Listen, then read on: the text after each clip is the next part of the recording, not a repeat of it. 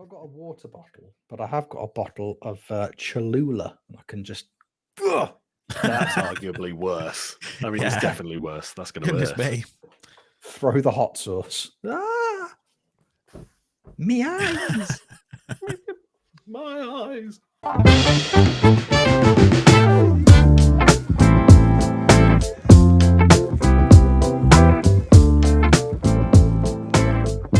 Hello there, friends, and welcome back to another episode of Football Manager Therapy.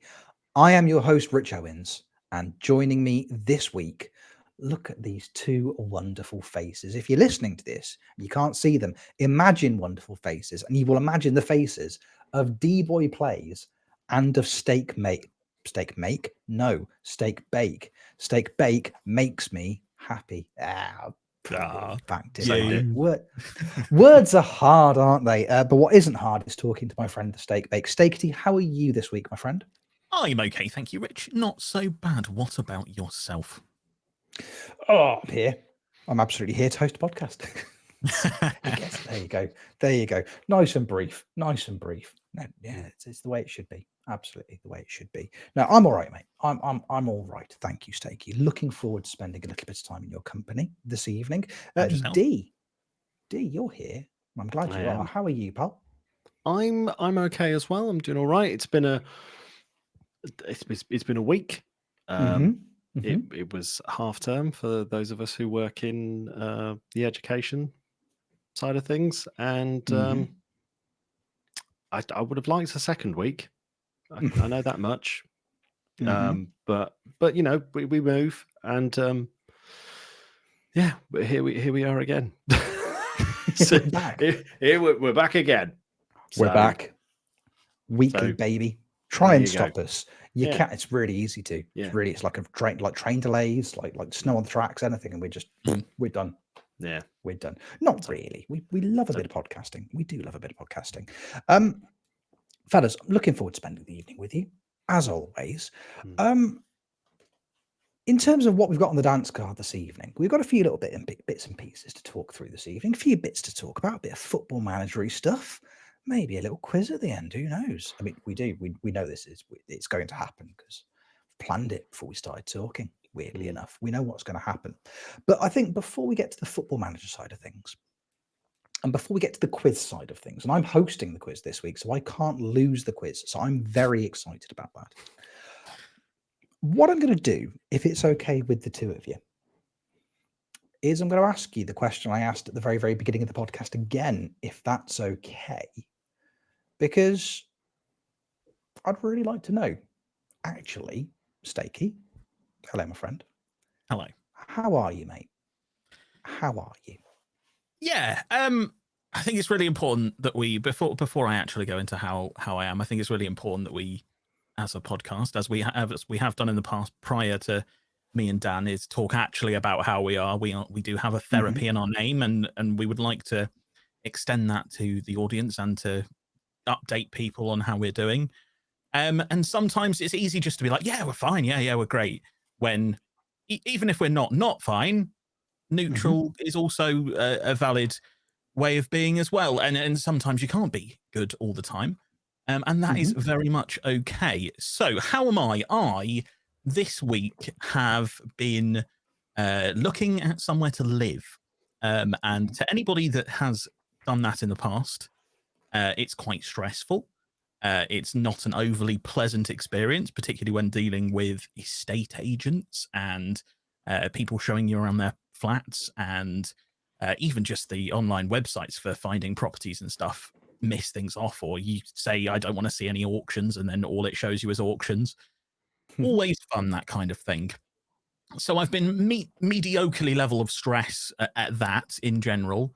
And then there's been a lot of content things that I've done this week and seem to have been pulled from pillar to post between. So I would say how I feel this week is I feel thinly spread.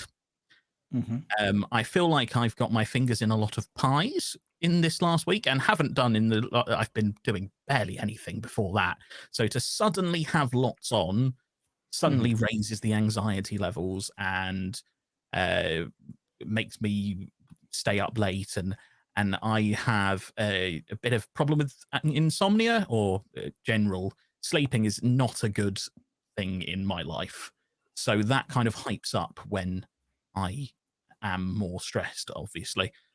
So the last couple of nights I've been getting maybe 3 or 4 hours absolute maximum sleep, and it's from 6 in the morning or 7 in the morning is when I will drift off. Mhm. Thankfully for my job, I don't have one. I don't have to be up at 7 o'clock in the morning to head off to a school or a workplace or an office or something like that. But equally, that is also a stress. One of the reasons why I'm moving is because I've been without a job for a decent chunk of this year, more than a decent chunk of this year, almost all of it. So I am moving to a big city in order to try and focus myself. I currently live in a village or a hamlet, really, and that is very difficult to find work in, particularly when I don't drive. And the transport connections here are 1 every 2 hours or whatever. So yeah, I'm trying to move to a city to open up my job prospects and things like that. So it's a big life change. So it's a bit of anxiety from the life change, a bit of stress from everything that goes involved with it. Currently, I'm okay. I think if I did a few more weeks of this, you might get me a bit more nervous, a bit more anxiety filled. But yeah, the stress levels are rising in my life right now. Yeah, understandably so. Absolutely, mate. Absolutely. I mean, they say one of the most stressful things you can do in your life is just moving house. It's atrocious. I hate it with a passion. So I can completely understand where you're coming from there. It's especially moving to a big city as well, leaving the hamlet. I think you're the first person I've ever met that lives in a hamlet. That's very, very exciting. I don't do it by choice, believe me. Like Not there's by choice. nothing here. So you're trapped in a hamlet. Trapped in a basement in some church building. Yeah, it's a very small place, and it's the average age is probably double my age. So there's not a lot of socializing and opportunity to do. There is a pub, but they're all 60 and alcoholic. So not that there's anything wrong with talking to those kind of people at all. But yeah, sometimes I don't fit in with that crowd. So it would be nice to go to a city. Once the whole move is done, I'm sure what I've described it as, my life can begin, because that's a little bit how I feel, having been here for such a long time, is that I've stagnated certainly since the pandemic. I've been in this location since the pandemic. Most of my jobs or work have been my own business, or they've been online. I don't leave the house as much as a normal human being probably should. I don't touch grass. Unsurprisingly, gamer late 20s person doesn't touch grass. Yes, so I would like my life to begin, and that is why I have chosen a big city. And it's a city I've never lived in or worked in, or so my sister has recently moved there because she has a fantastic job and they allow her to work from home. And she's like, you know what, where can I afford to buy? She's at the stage where she can afford to buy a house. Unbelievable. Very few people will get that opportunity of my generation. She's a year younger than me. She's more successful. She makes me feel like rubbish. No, I'm joking. I'm super proud of her, and I really, really am. And she's doing so well. And she kind of sold me this city. And I was like, you know what? I do kind of like it. However, I want to be slap bang in the middle. You're in the lovely suburbs with all these houses and stuff. I want an apartment above a pub and a wine bar. That's where I want to live. So yeah, that's what's going on with me. I would love to hear what's happening with you two. Unless you have further questioning, of course. So many more questions. How do you think you can get away with it that easily, do you, Steaky? You think you can get away with it? I know, I'm hearing that. I understand why it seems like a lot at the moment, because that's a lot of change. That's a lot of things happening. But in equal parts, and probably more so, I'm incredibly proud of you as well. Oh, because thank you, it takes like having that kind of foresight and self-awareness. I don't have that at all. It may shock people who are listening or watching this podcast to know not massively self-aware is your old pal Rich. So it's just I don't have the physically do not have the capacity to do it. I think it's a part of being a neurodiverse adult is that my self-awareness is criminally low. So having that kind of foresight and going, this is what I need to do, or this is what I want to do. And as you put it yourself, almost like life beginning, it takes a lot of courage to do that. and to move away to a city which, you know, before we went live, you said it's a fair old distance away from the hamlet, and it's a big step. It's a massive step for you. So as much as I can appreciate that the concept and the logistics of sorting all of that out is difficult, because of course it is.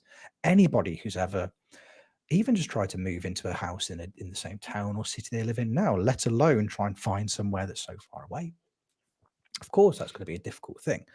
But I'm so excited for you as well, because it sounds like a wonderful opportunity. And it Yeah. takes it's that level of self-awareness to realize that this is what I think I need to do, and you're doing it for incredibly positive reasons. And I'm really, really excited for you. And I'm really proud of you for having the self-awareness and that gumption to make that decision, because it's so easy for people to just keep things the same. You know, it's that the security of repetition almost. Like, I know what my day is going to be tomorrow. I know what my day is going to be the day after that. It's easy to get lost in that and to want to take those steps and move on and do something else. It's a really exciting time for you. So genuinely wish you all the best with it, and you're going to absolutely smash it, I'm sure. Thank you, buddy. I really, really appreciate that. And it does feel like I'm stepping out of a bit of a comfort zone, and certainly stepping out of the dark a little bit. But there's absolutely no shame in feeling like you can't make that decision, or you won't be able to make that decision. Like, it's taken me multiple years to be like, you know what, to get to the point where I'm like, you know what, I need this now. It's been suggested in conversations with my family before that might be what I need, but for me to realize it has taken quite a lot of other people helping me out, and I'm very lucky in that my parents are very understanding and willing to help. Not everyone's in such a lucky situation as me that they're able to be like, we will help you do it.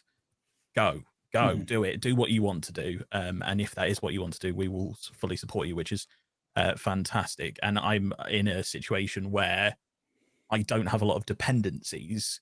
Obviously, yourself does with your family, and Dan, you too, with your job and stuff, and family, of course.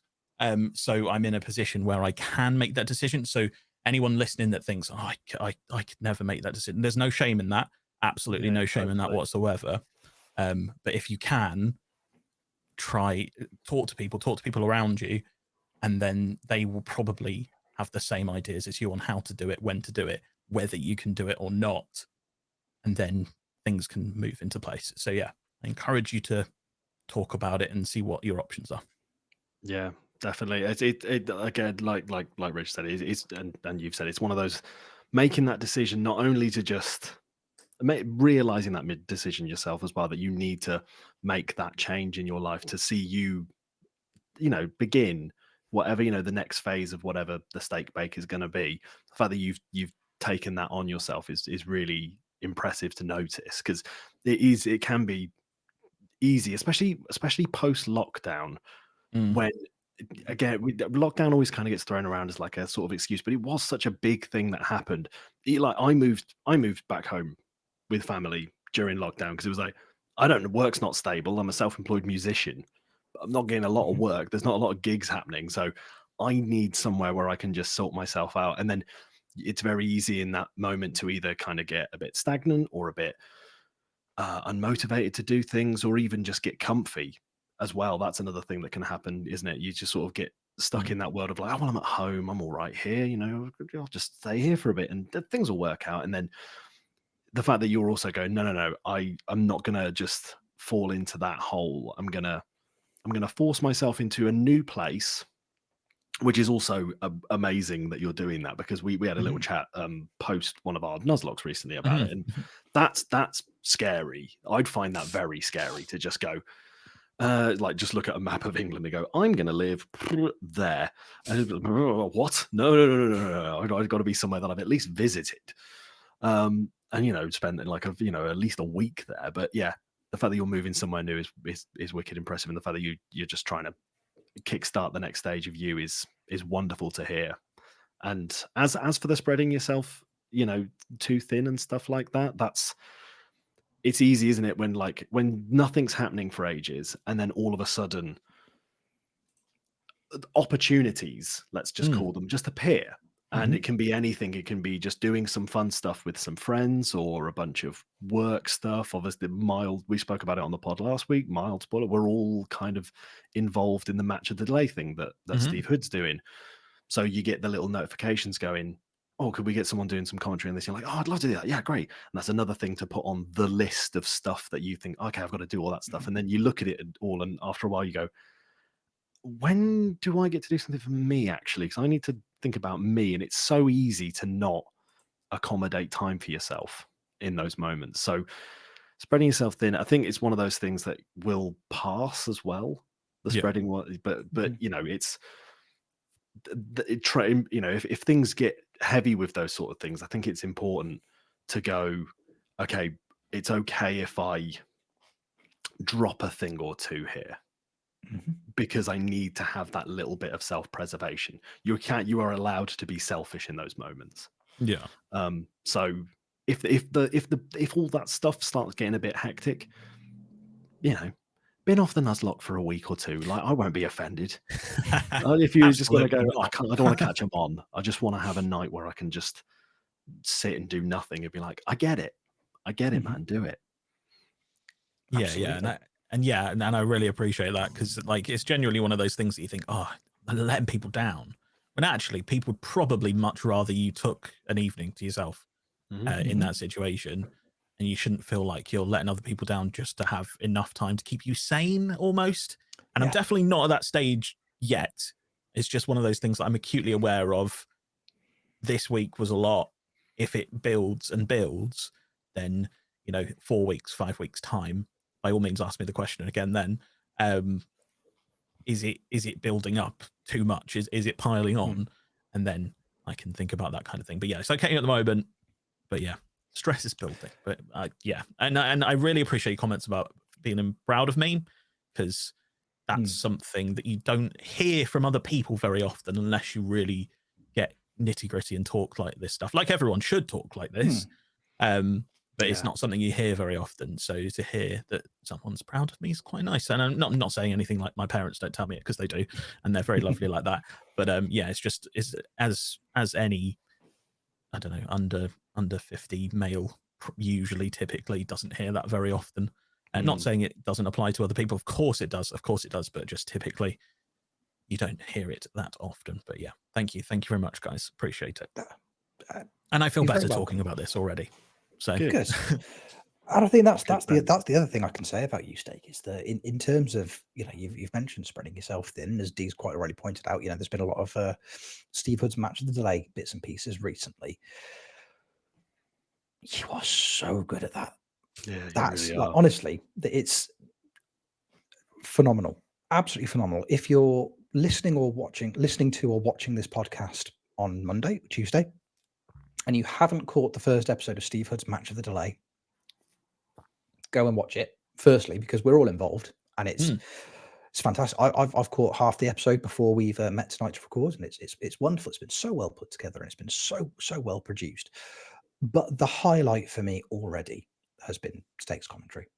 Oh, it's absolutely phenomenal. So again, so to take pride in. Something to absolutely take pride in. You know, we've got a in Steve's Discord, the Discord's the set up for match of the delay. We've got a commentator section. As soon as Steak's footage went in, it was like, right, we need to listen. Games need to be upped here, because my goodness, isn't Steak sensational at this? And I know that a lot of that has been put out publicly as well over the last week or so as well. You are phenomenal. You've got a gift for it, and it's, again, that must be a wonderful thing to have. And although, again, I can appreciate on the one hand being spread very thin and feeling like there's a lot going on at the moment is understandably going to be an overwhelming feeling. But flip side of that coin, one of those projects that you are involved in, one of those things that is taking up your time, you have got such a talent for and such a gift for. Then I know I've been in those circumstances myself. Like, I felt like I've been spread very thin. I felt like I've had a lot of things going on. But with that came the feeling of, I feel like instead of whole-arsing one thing, I'm half-arsing lots and lots of things. Quarter-arsing, eighth-arsing in some cases. Like, the fact that you are that good, you can do that. And that just, And I know that was your background. It's part of your background. It's part of your degree, but it's incredible. It's so good to listen to. So again, even if you feel like you're spread a little bit thin at the moment and there's so many different things going on, everything that I can see you're involved at the moment is smashing, which again is another absolutely incredible thing. So again, Yeah. it's something to take a lot of pride in as well. Like I've listened to yours and I was like, oh, I don't want to listen to mine anymore because Steaky's, and my goodness gracious me, it wasn't. So and that's an okay thing to say. Like you set a very, very high standard with that, and again, it's something to take an enormous amount of pride in, mate. So I appreciate that a lot, buddy, well done. and that's really, really kind of you to say as well. And I've had quite a lot of really nice things said about me this week, particularly about my commentary, which was initially what I wanted to do as in life.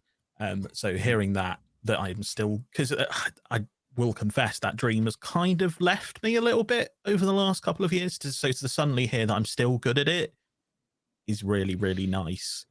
And I'm someone that is very, very bad at taking praise. Like, I'm not going to say I have imposter syndrome because I'm undiagnosed and I don't want to claim to have something that I don't have. But quite a lot of time I'm like, oh, you're just saying that to be nice. You're just saying that. You just say that. But weirdly, when lots of people say it in lots of different places, when they don't have to, like there's absolutely no reason for Steve Hood to tweet, the steak bake is the guy, listen on Sunday. He did not have to do that at all. And that's really, really kind of yourself for those comments there, and Steve and various other people in the channel as well.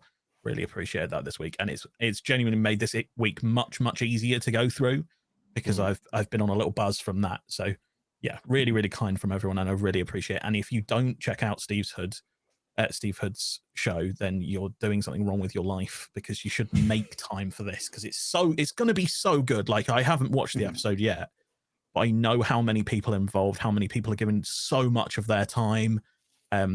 Steve's editor has been up like all night, every night this week doing these, because he's trying to get several out very quickly while Steve is away.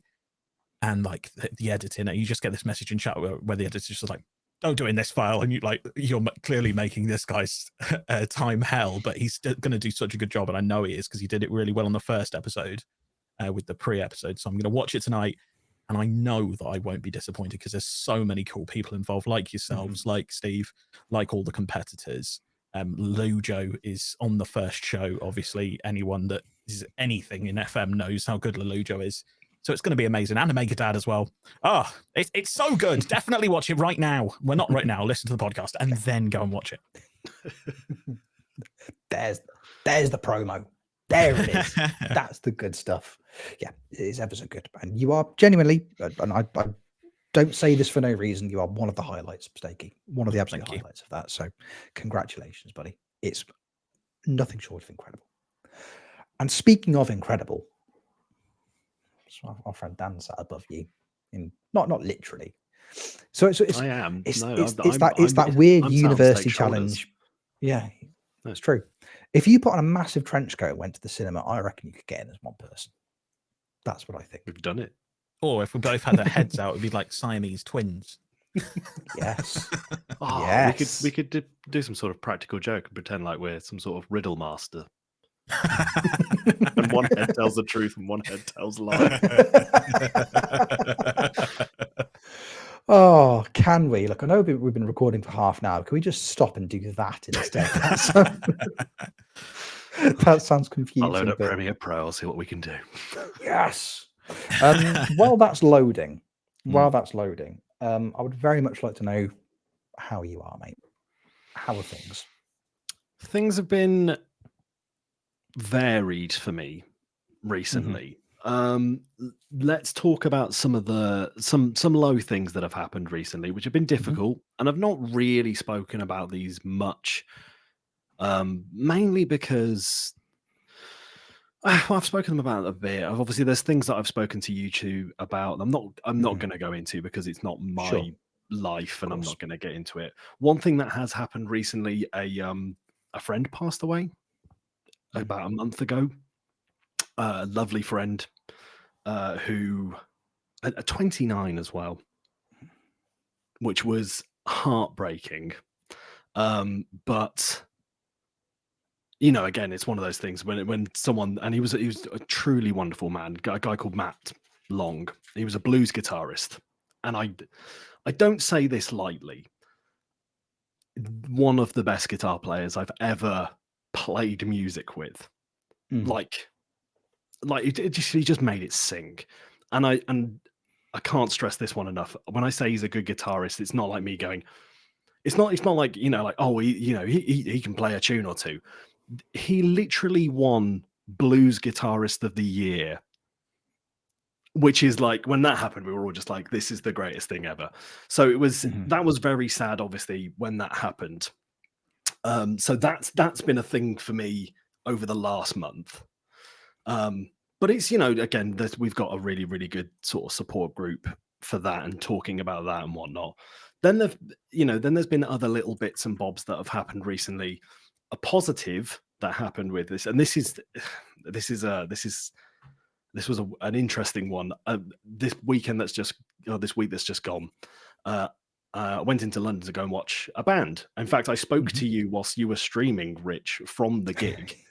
Because I saw you'd gone live and it was just before bands were going on, and I was like, I'll go and just say hey to Rich and then I'll pop inside and go and watch bands. I went and watched Royal Republic, amazing band from Sweden, like proper like rock and roll band. Think like Queens of the Stone Age, a little bit Electric Six as well. They don't take themselves too seriously, but it's just good music. And that was an extreme high over the last week, because watching them play reminded me why I do music. It was like, it would be like seeing your favorite comedian live, or seeing someone paint the most beautiful image in front of you. It was just watching these guys do their thing. I was just like, I want to do more music with my life. Like I've not written for me in ages. So that was like an extreme full of joy. I was literally giddy. I had adrenaline from the end of the gig until about 2 o'clock in the morning, which luckily did me through all of the train journeys home. And people on the tube must have thought I was insane, because I was just smiling from ear to ear, just like shaking my friend next to me going, they were so good. So those are kind of like the two extremes. And then kind of similar to you as well, Steak, I do feel recently I've been trying to spread myself quite a lot over the place. We've got obviously there's a lot of FM stuff that we're all trying to do. And then on top of that, we've introduced the Nuzlocke. Then there's other little things in and around the community that we're doing.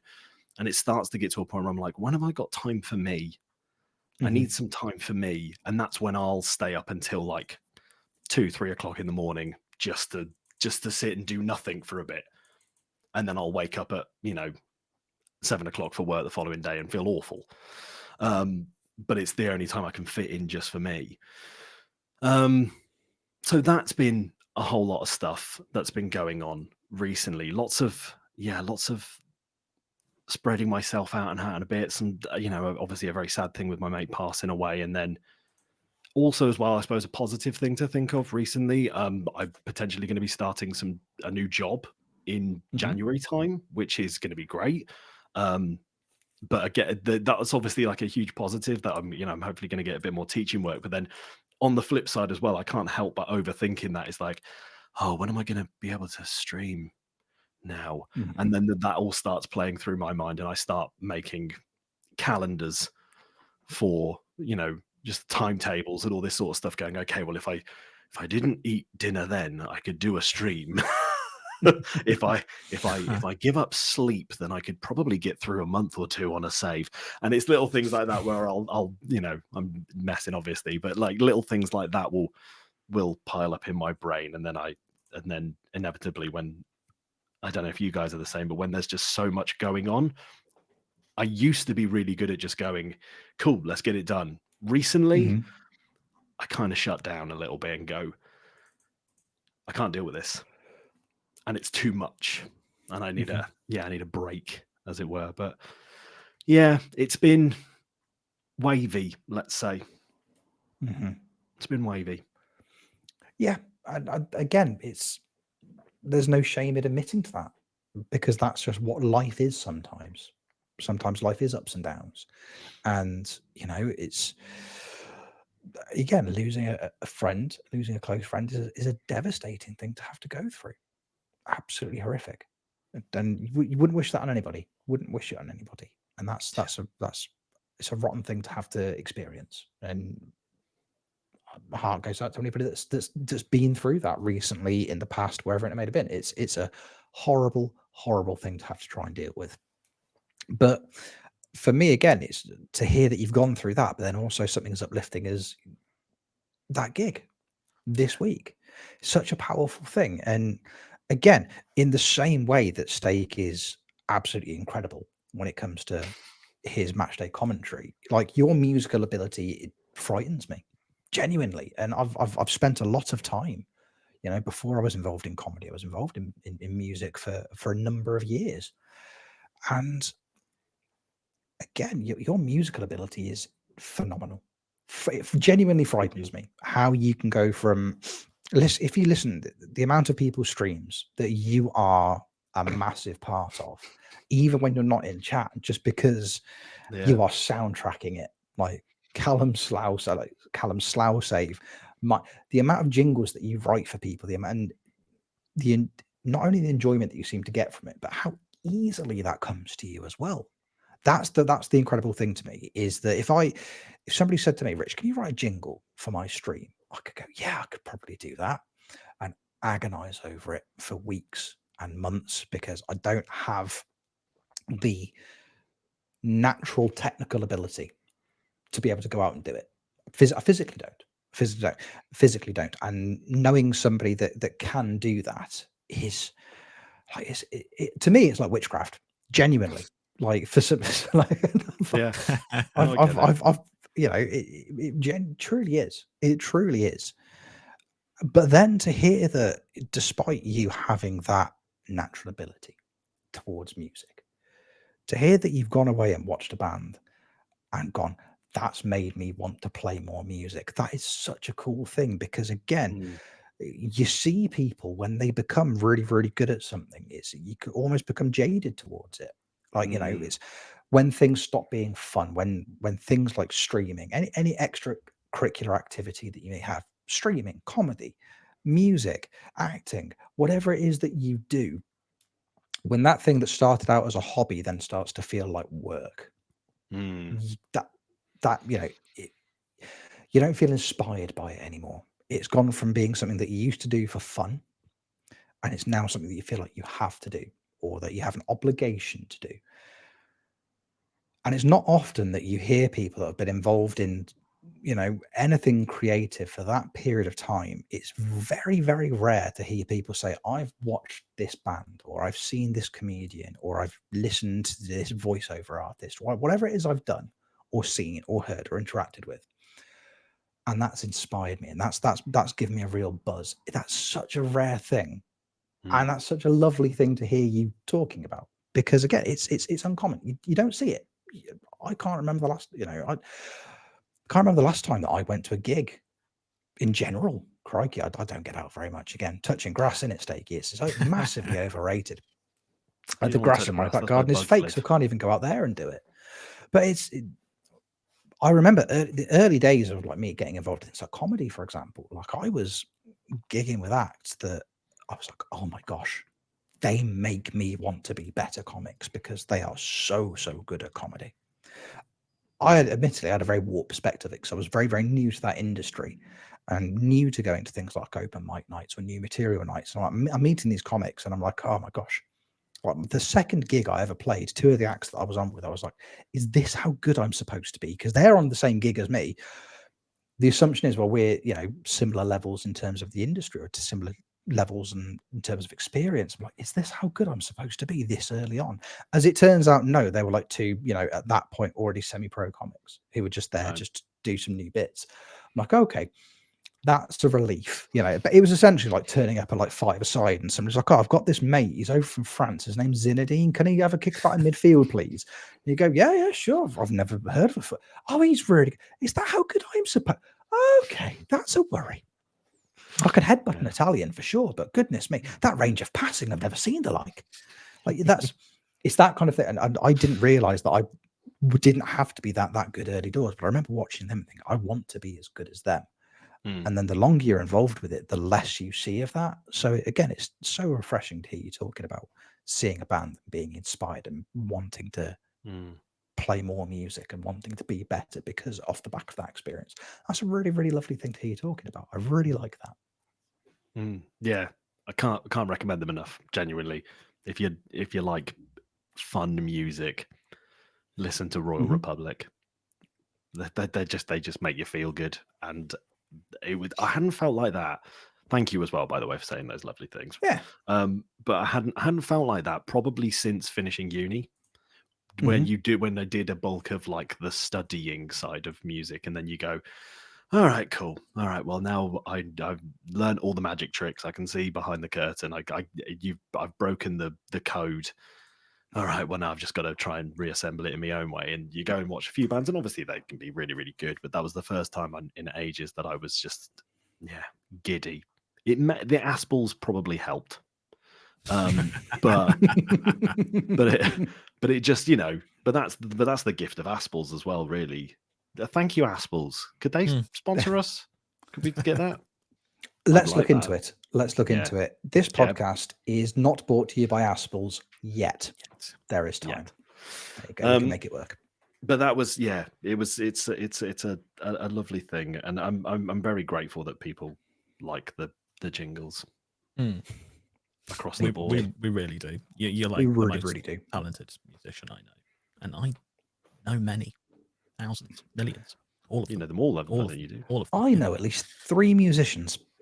2 of them are you. Because I still don't know who. Yeah, I still can't tell you apart. So you're both wonderful, wonderful commentators and musicians. So congratulations, lads. Congratulations. See, this is. I should do this more often because I said earlier, my self-awareness is woeful, absolutely woeful. But you've asked me to say nice things about my friends. No problem at all. Absolutely, I can tell you why my friends are brilliant all the time, and I would never get bored of doing it. You're both excellent.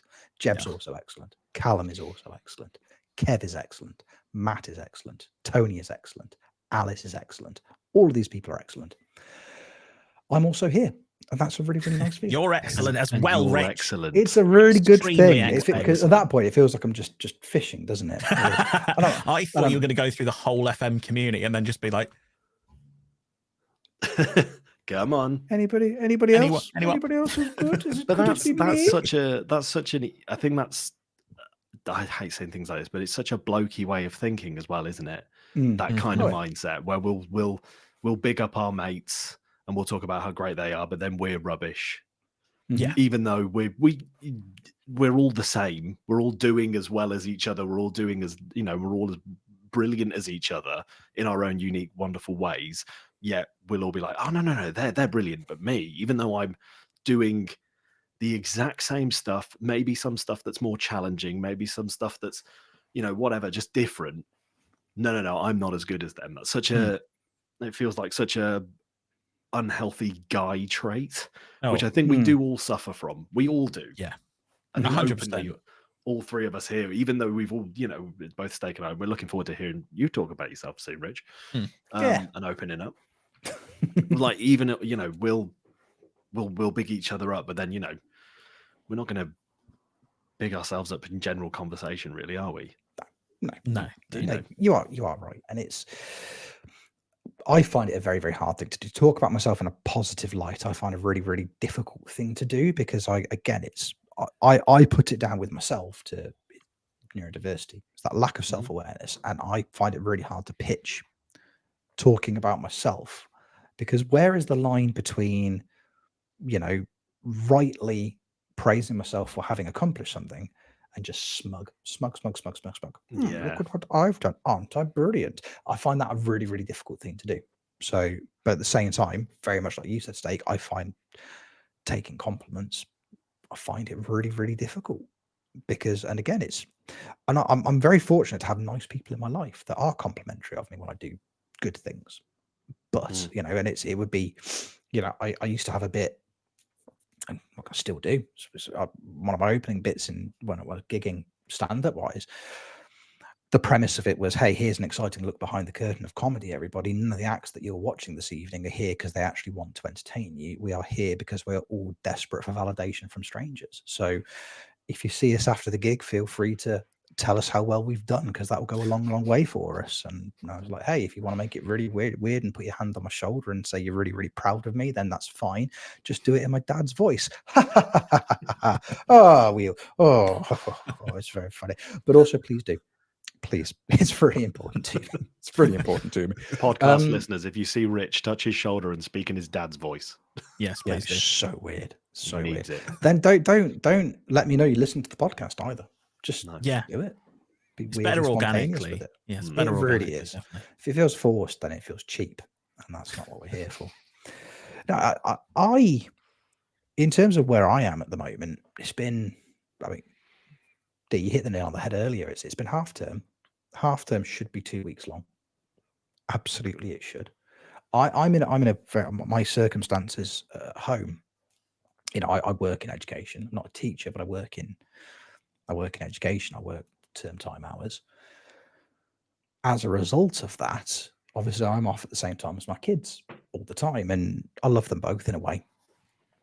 But in a lot of ways, most of them actually, most of them, they're wonderful. I've got two magnificent children who are, and if there are any parents listening to this podcast, they are already nodding, going, "Yep, I know what he's going to say. I know what he's going to say," and I am. I'm going to do that cliche that it's just hard.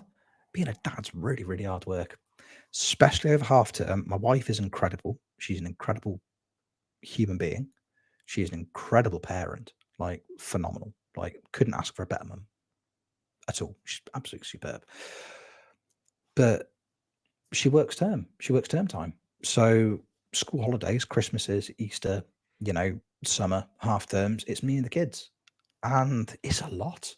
I've got two people that have watched my streams, by the way, will know every now and then the board of directors come in to say good night of an evening. That they'll trot in and they'll sit on my lap and they'll press the button that says stinky and they'll talk about their day sometimes. And there was a network game once where it took me about 15 minutes to get Seth out of my chair because we just chatted to Kev about Minecraft because they both love Minecraft. My God, they love Minecraft. But, at opposite end of that spectrum, both of my children are carbon copies in a way of my wife and I. My son is very, very much like me. He needs quiet. He needs space. He needs downtime to recharge. My daughter is very much like my wife, and she is, from the second she gets up, 100 miles an hour. Everything has to be happening.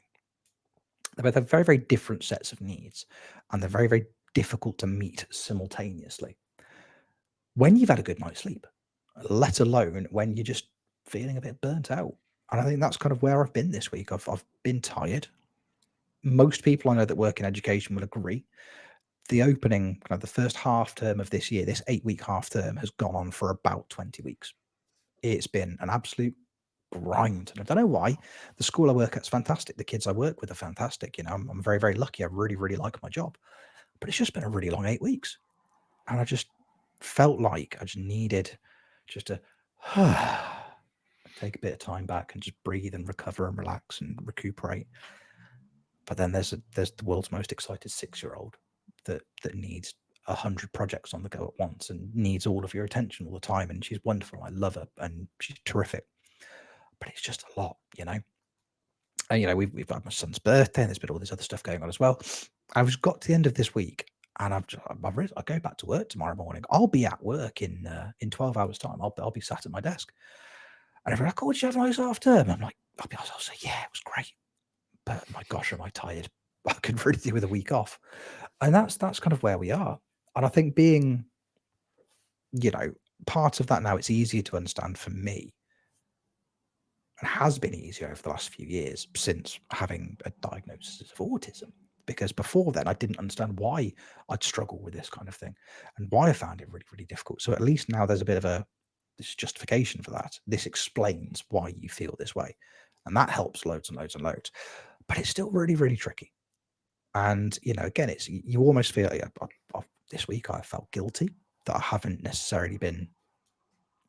Have I given my kids the best half term I could have given them? Because Daddy was quite tired.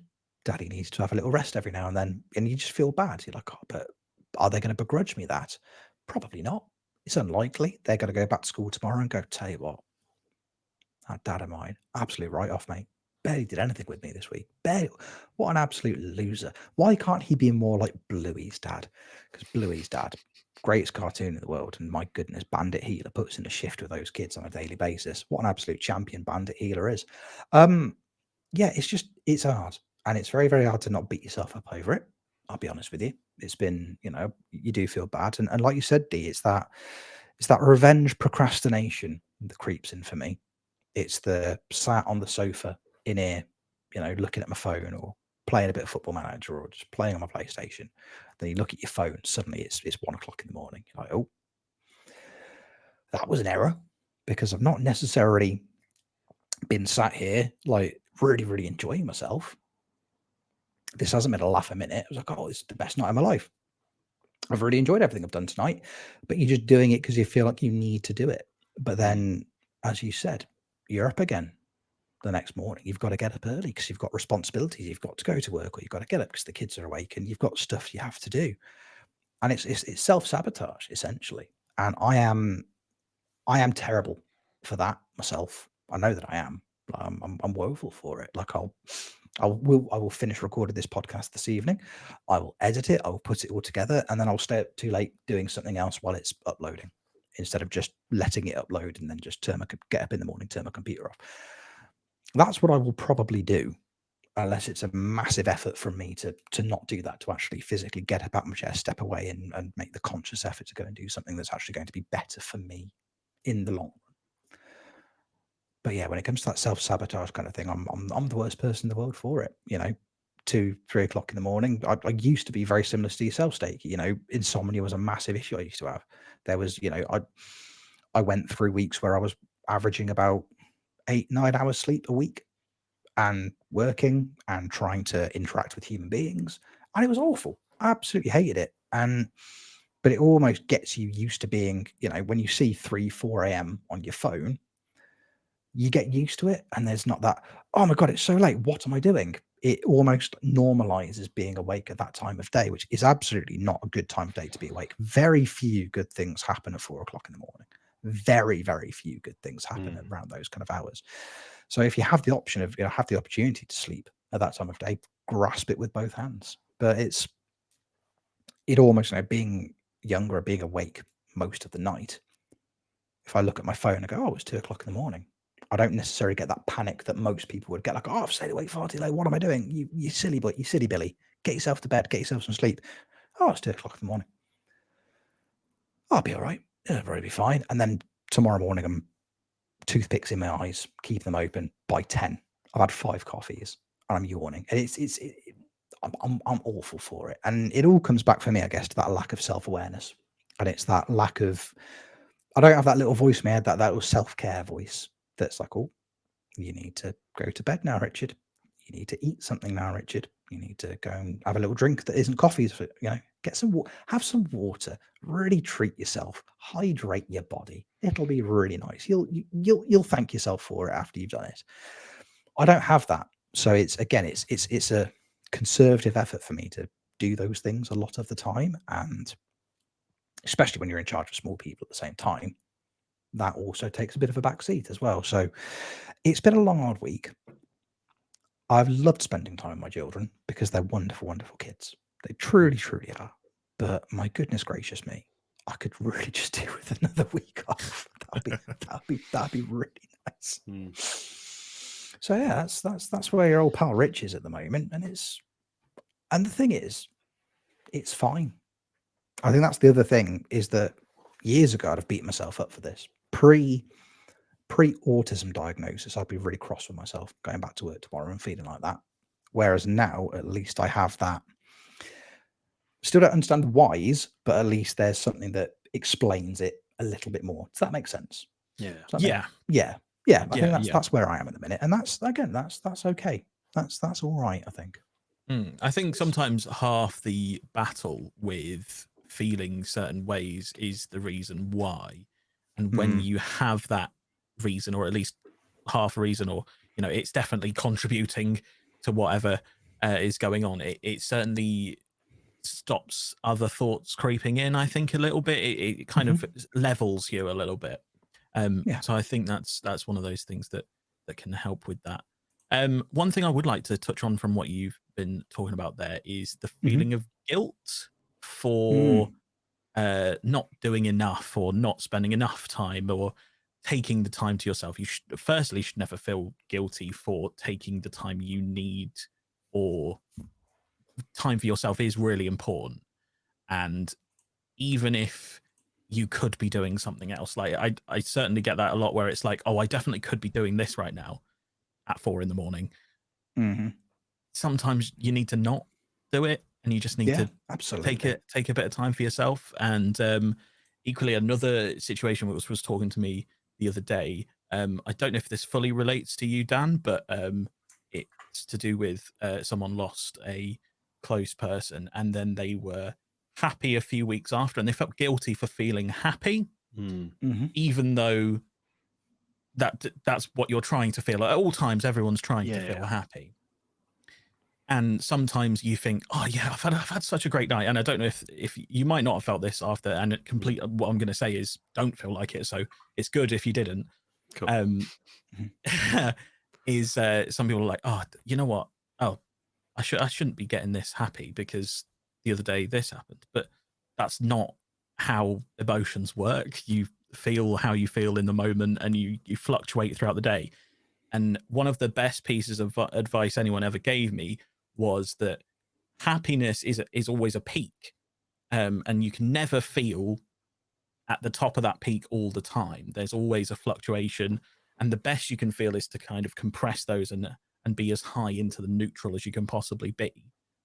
Sometimes depression, for example, is always very low peaks, and you get a lot more of the low peaks, and your level is below. And it's not that you're fully depressed all the time, it's that your level is below neutral. You're in a low mood, as some people call it.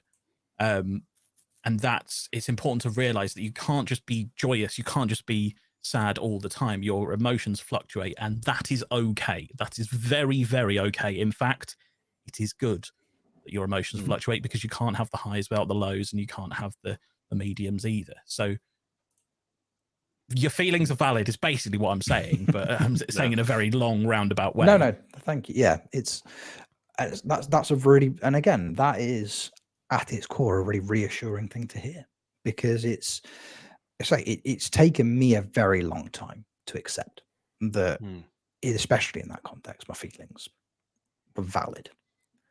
And it all comes back to that want for validation from somebody. And it was like, I'm feeling this way, I need that to be okay.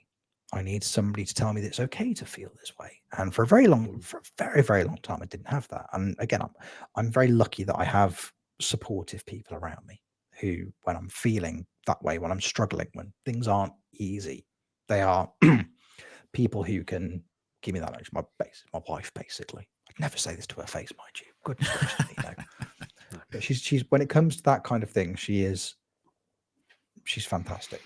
Couldn't ask for a better person around you in those circumstances. So yeah, I'm very, very fortunate to have that. But it is really reassuring to hear from people. Like I say, it's that reassurance that you feel this way, your feelings are valid. It's okay for you to feel this way. It's just nice to hear that sometimes, Yeah, it's a nice thing to be able to hear. So thank you for that, mate.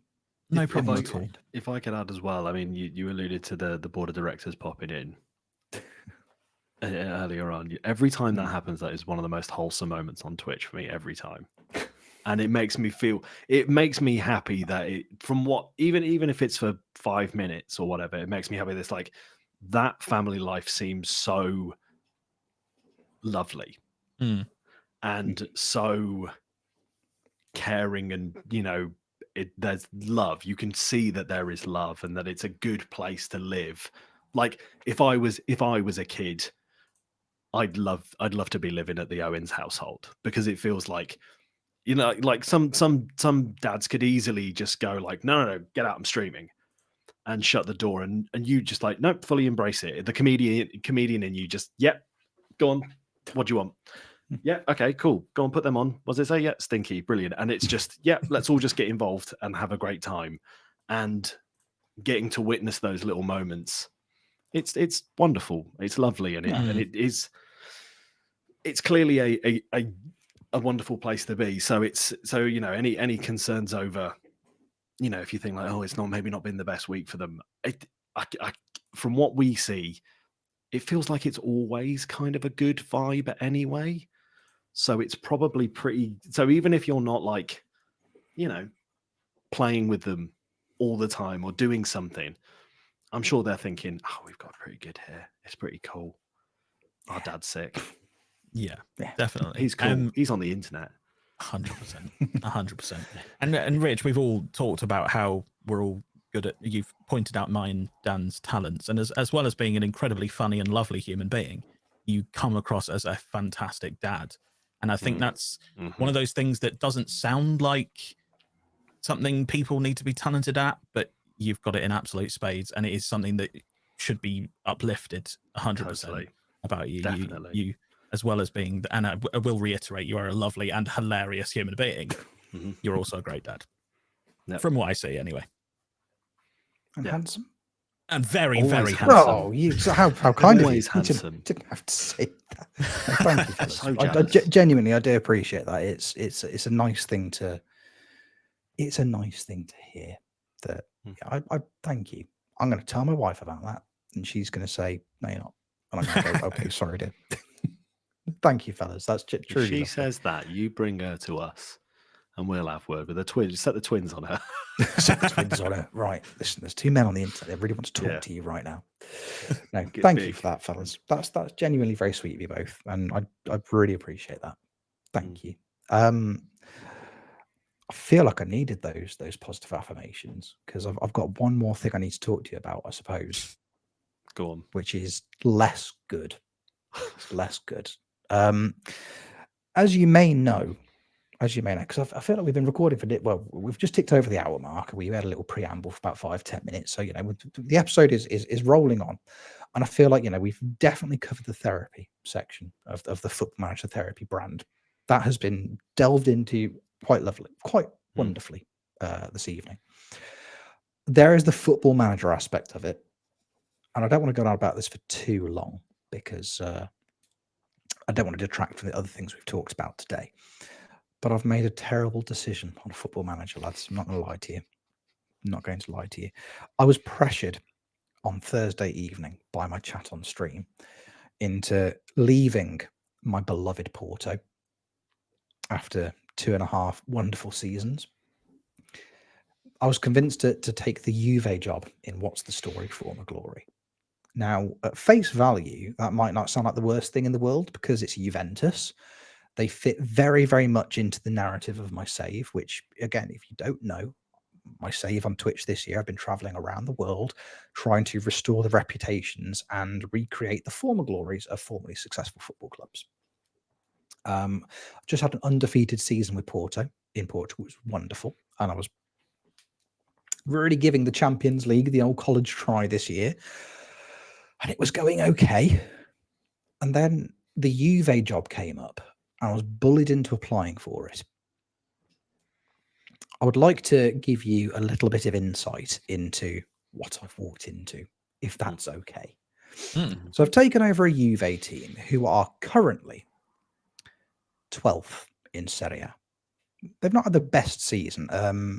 It's Rudiger, Antonio Rudiger, the Real Madrid centre-back, somehow got the job a year ago and didn't do very well.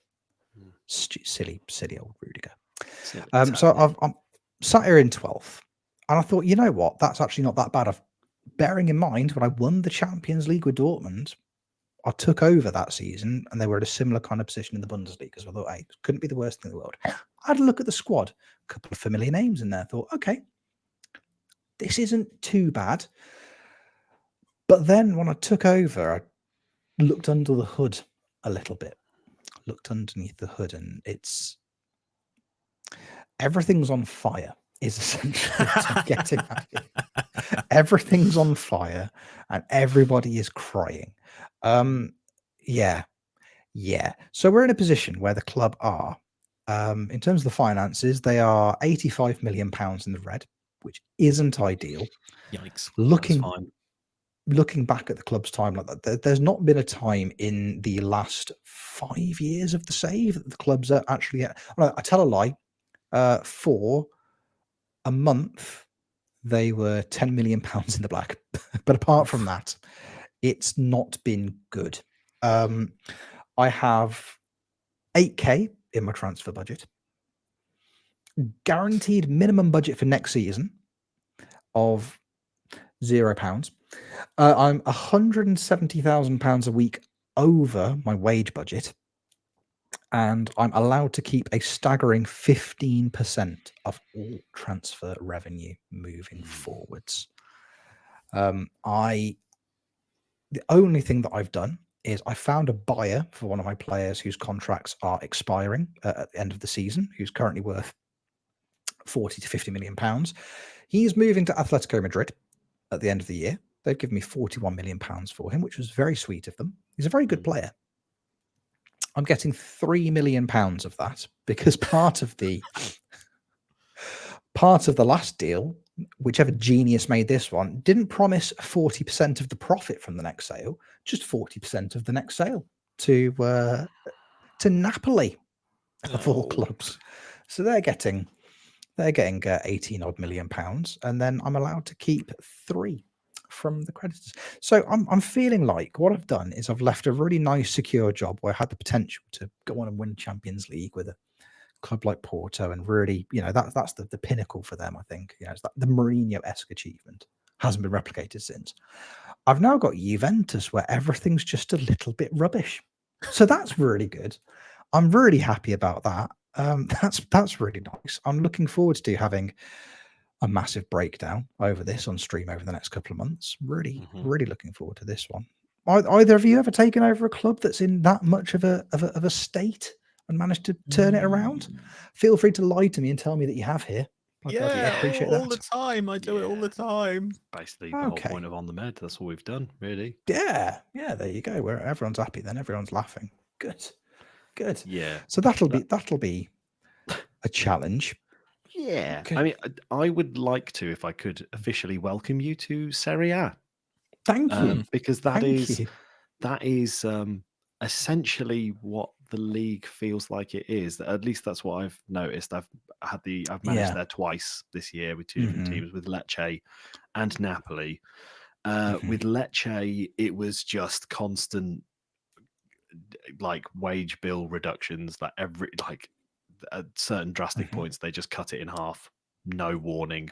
Just like, you're not spending £500,000 a week in Serie A, by the way, hardly anything. You're spending 250k now, and you'd be like, I can't sell. If I sell the team, then we're relegated. So what? We're just gonna send you further into the red out of spite. And and Napoli, I don't think I had a positive bank balance for 3.5 seasons because it's just. You just doesn't make any money. I don't know what it is about the league. It just doesn't bring cash unless you sell a lot. It's really hard to generate cash. That's what I'm kind of looking. I'm looking through my squad at the moment, and I've only one player. I've got a lot of expiring contracts this season, but only one of them is actually worth anything. So I can work around the rest of them in a roundabout kind of way. But there's no commodities here. I've got one, but if he goes, I have nothing.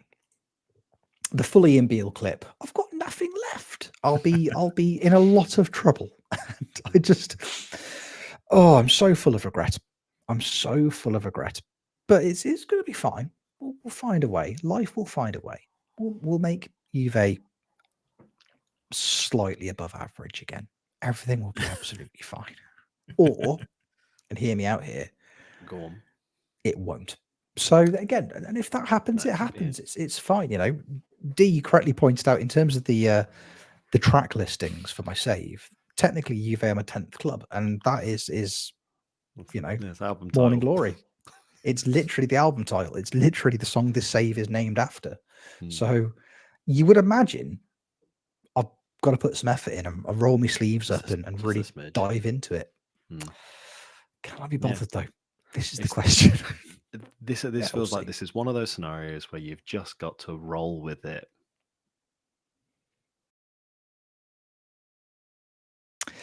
Look, dead air on a podcast isn't the best thing in the world, is it? But at the same time, play us out, boys. Oh, goodness me. I bet it deserved it. But you are right. Just got to roll with it. Yeah. Take my time, you know. What I'm seeing there, Rich, is a blank slate. You can't possibly do worse than it already is, right? That's such a valid point. I can't do any worse than Antonio Rudiger. That's what I'm hearing here.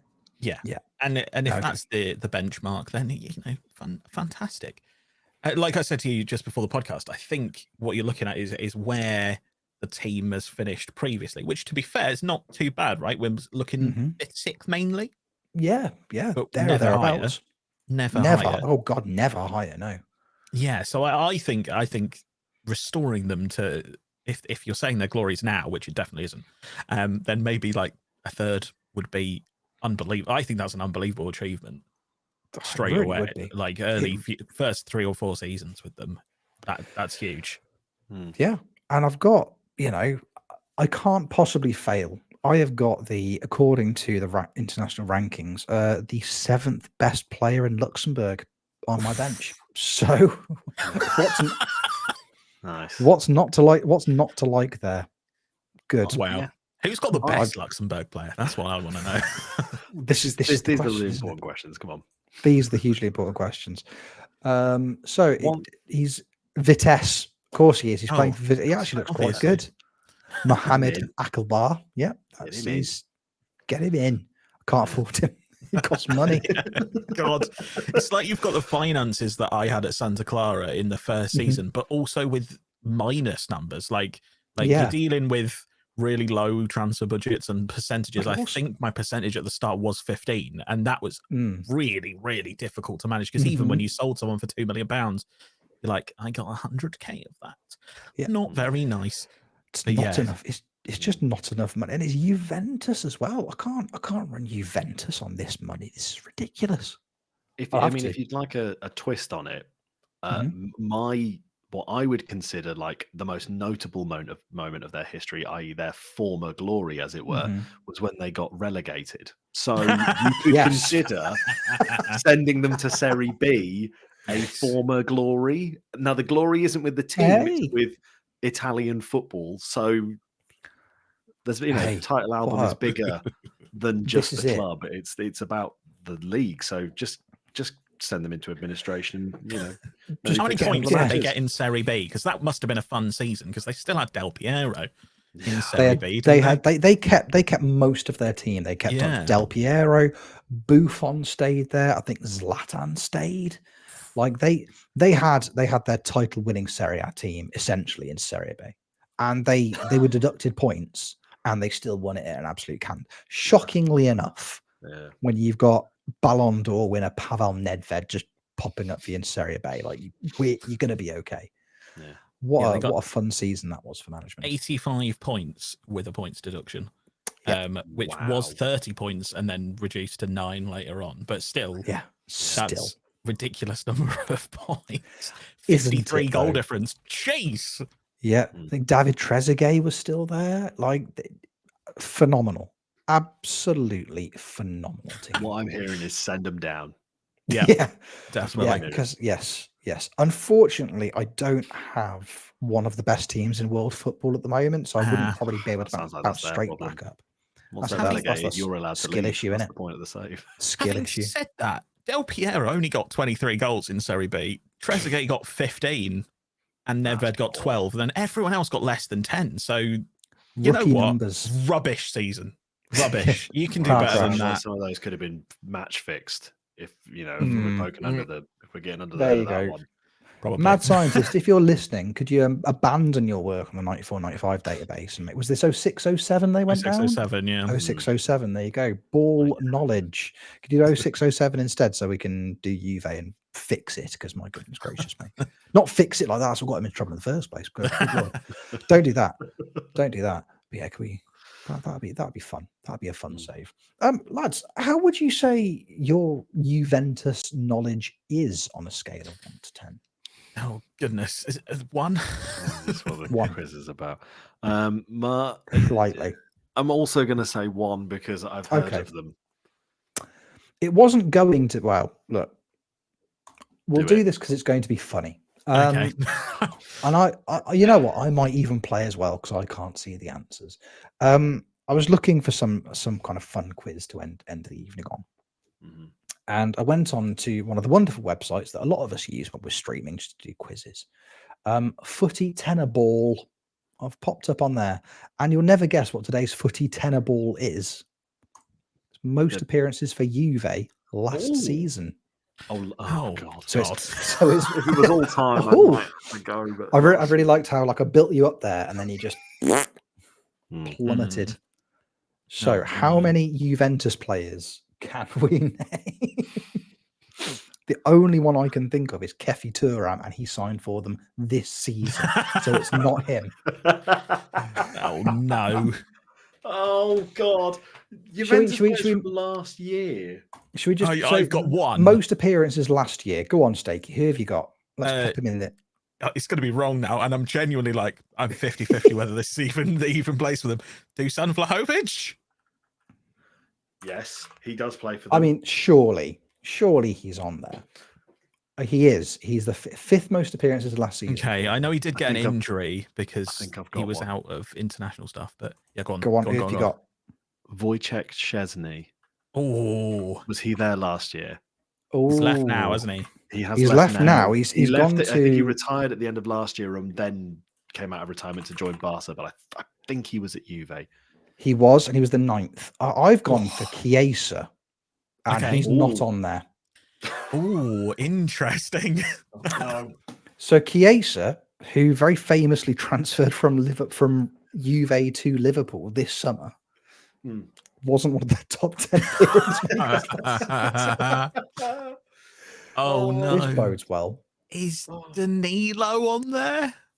Oh, you know what? Danilo will be, and if he isn't, let's find out. No. He's not. No. Oh God. Bremer. That's who I'm going with. Yeah. Bremer. Surely Bremer's on there. He's the number 1. Okay. Am I barking up the wrong tree with someone like Bonaventura? Does he even play football anymore? Oh God. Our Serie A knowledge is superb, by the way. It's so bad. I'd like to apologise to any Juventus fans who are watching or listening. Or just anyone in Serie A. Or anyone who rated our opinion of football before. We're sorry. Bonaventura isn't in the database, so he's long retired. Long retired. I kind of want to know if he's like retired. Yeah. Yeah. Juventus players. This is no. He plays for Al Shabab, but he has never played for Juventus. So who am I? Who did he play for? AC Milan and Fiorentina until last year. He was playing for Fiorentina last year. So is that not the team we're doing the list on? No, it's the black and white stripes, not the purple. When did what's his name? He's the Colombian winger. Cuadrado. When did he leave Juve? Because I can't remember how. I feel like it was this summer. I think you might be right with that. I'm going to back you. Yeah. Juan Cuadrado. I'm going to take a punt on Juan Cuadrado. Yeah, do it. Nope. Oh God. Does that mean we've lost? Oh, we've lost in style there. Oh dear. In the background, I'm watching Lorenzo was going to be my next. So we can. Should we find out who we missed? Yeah. Missed. We've missed. Esquilio, Di Lorenzo. Now, Locatelli. Here's my. I put Chiesa in, but apparently I picked the wrong Chiesa because he's on this list. Apparently there's a different case that I got. Okay. So the ones that we missed, in ascending order. So at number 10, in fairness, we've forgotten him because I don't think he actually has a club at the moment. Is Adrian Rabiot? Oh, of course. Unless yeah, Rabiot of has signed for course. somebody recently, I still think he's a free agent. Yeah, because he Cool. turned a load of teams down, didn't he? Because he was He did. demanding too much Turned money. down, I think, turned down United in the summer as well. Yeah. Wow. Milik, big Polish striker. He's at he's on Marseille, there. by the way, Rabiot. Is he at Marseille now? He's There you played go, 4 there you go games for Marseille. then. Oh, well, there you go then. Gatti, me neither. Gatti. Who the is Gatti?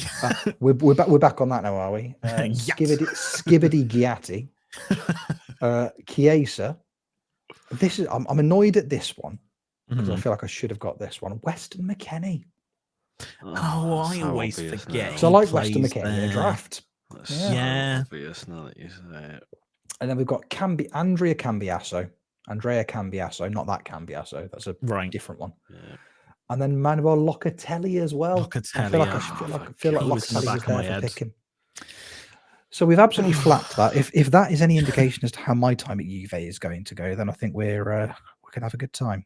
We're gonna have a great Can time. we do like You're gonna smash it. Man City players from last season to redeem ourselves, please? Yeah, let's please let's redeem ourselves. Come on. We need to end on an uplifting thing. Oh, I don't know. I don't know Edison. if I can. Last season, Edison. Edison. I don't know if I can do a bespoke search. Yeah.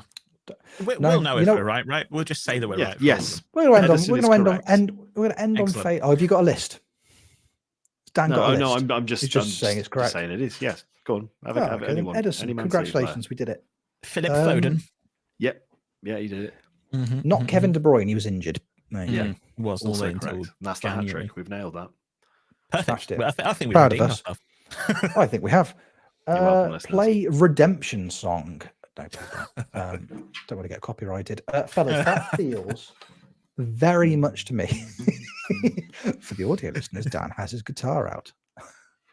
I'll do it if I have to. Do it. Do it. Do it, but do it for 6 seconds. I think that I'll do it really quickly. Yeah.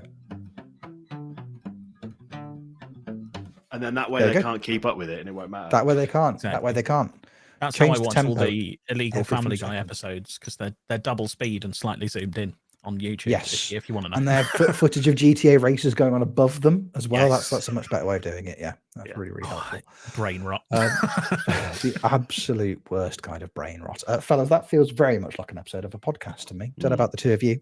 It does indeed. It does. I've enjoyed our chat today. Thank you, boys. I've had a really, really nice time chatting to you both. I think we've talked about some stuff today, and I'm really proud of us all for talking about it so openly and so candidly. And I appreciate you both doing it as well, because it's, you know, as the two newer members of the podcast, I think these are conversations that I've had in the past with Jeb and with Callum and, you know, with Kev as well.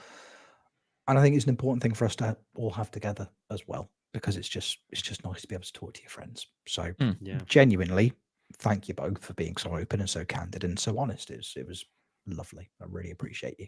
I'm glad. No you both problem at here. all. And I appreciate you too. And also, if there's anyone out there that feels like they need to talk to someone, please do. Having these kind of conversations is so important, even if they're mildly jovial, to discuss something through. If you're throwing comedy and things in there or hedging around topics, it's important that you start having those conversations so that you can then have the harder ones later on.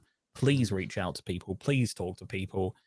You are valid. Your feelings are valid, and you're important and loved. So please do so. Really important thing to bear in mind. And I hope that if there is anyone out there struggling, we've at least edged them closer to being able to talk about it, because that's important. And you know where we all are. Absolutely. If you want to get in touch, Yes. Very much so. We're all happy to be a pair of ears. 100%. 100%. It's like I say, we say it a lot. It's okay to not be okay sometimes. And if there's one thing I would encourage everyone that's listened to this week's episode to do, as we like to wrap up episodes like this quite frequently, pick up your phone, text a mate, drop a message on WhatsApp, Facebook Messenger, DM them on Twitter, post on their wall on MySpace, get in touch via Club Penguin. However you want to communicate with your friends, just do it. just pick up your phone now, go through your list of contacts, go, oh, I've not spoken to them in a little while. Drop them a little message. They'd love to hear from you. I'm sure they would. Just ask them how they're doing. Do that. That's your homework this week. Ask someone you know how they're doing. You can do it. I believe in you all. And just add to that, if you are really struggling, text shout to 85258, which is a service that has been fantastic for people I know in the past. So that's if you're really struggling and don't feel like you have anywhere to turn. So shout to 85258. Beautiful. Thank you, Steaky. Lovely stuff.